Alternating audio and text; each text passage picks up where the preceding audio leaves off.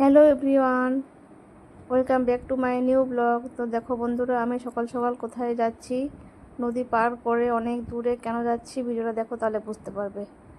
তো দেখো, সকালবেলা ঘুম থেকে উঠে আমি দেখতেছিলাম সূর্য মামাকে দেখছিলাম। তারপরে ফুল টুল দেখবো, বাগান দেখবো, তারপরে মনটা চাঙ্গা হবে, তারপরে গিয়ে লেগে পড়বো নিজের কাজে, যেটা রোজ আমাদের কাজ, ঝাড়ু দেওয়া, ঘর মোছা, ফ্রেশ হওয়া, তারপরে রান্নাঘরের সকালবেলা জলখাবার বানানো। তো দেখো, ফুলগুলো দেখলে সত্যি মনটা আমার এত ভালো লাগে।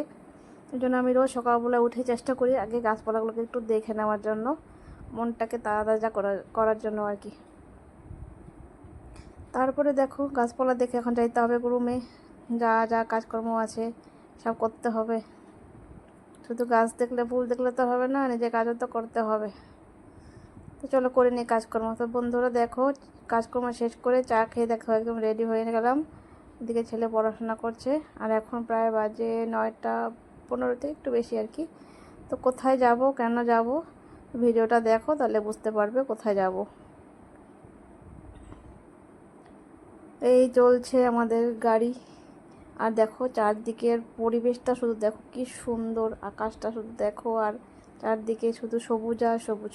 তো চলে আসলাম দেখো কোথায়, এই দেখো ট্রাং নিতে, এইগুলা সব নিয়ে এখন আবার চলে যাব। এই দেখো সব কিছু নিয়ে এইখানে স্কুল হোস্টেলকে বিদায় দিয়ে যাচ্ছি। আসলে কি বলো তো, আমার ছেলেকে এখানে আমি দিছিলাম আর কি পড়াশোনা করার জন্য। তো যেহেতু ছেলেটা খুবই অসুস্থ হয়ে গেল এখানে পড়াশোনা করতে করতে, মানে এখানকার এটাও শুরু হচ্ছে। দেখো কত সুন্দর নদী, এটা কিন্তু শিয়াং নদী। তো এটার জন্য এই ডিসিশন নিলাম যে ছেলেকে আর হোস্টেলে রাখবো না, বাড়িতেই রাখবো, তার জন্যই যাওয়া। তো ওখানে কিছু কাজকর্ম ছিল, তো সেগুলো করে কথাবার্তা বলে ওর সব যা যা ছিল আর কি জিনিসপত্র সব কিছু নিয়ে আসলাম। আর শুধু দেখো, শুধু ওয়েদারটা কত সুন্দর।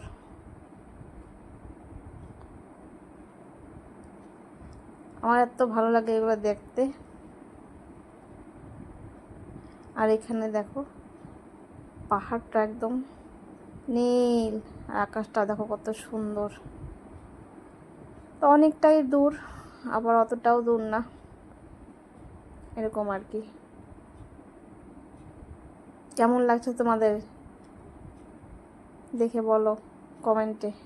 আকাশ, গাছপালা, নদী তো দেখালাম, ওই দেখো কাশফুলও কি সুন্দর, আমার এত ভালো লাগে। সব কিছু আমি ক্যাপচার করতেছিলাম অল্প অল্প করে। তো ফাইনালি চলে আসলাম বাড়িতে। এই সব ছেলেকে ডাকলাম যে তোমার সব জিনিসপত্র নিয়ে আসছি বাবা, দেখো এসে। তো ছেলে সব দেখতেছিল খুলে খুলে কীভাবে রাখছিল ওখানে, কারণ ট্রাঙ্ক তো তালা মারা ছিল। ওই তোকে জলের বোতলও ট্রাঙ্কের ভিতরে, এই হচ্ছে হোস্টেলের জীবন।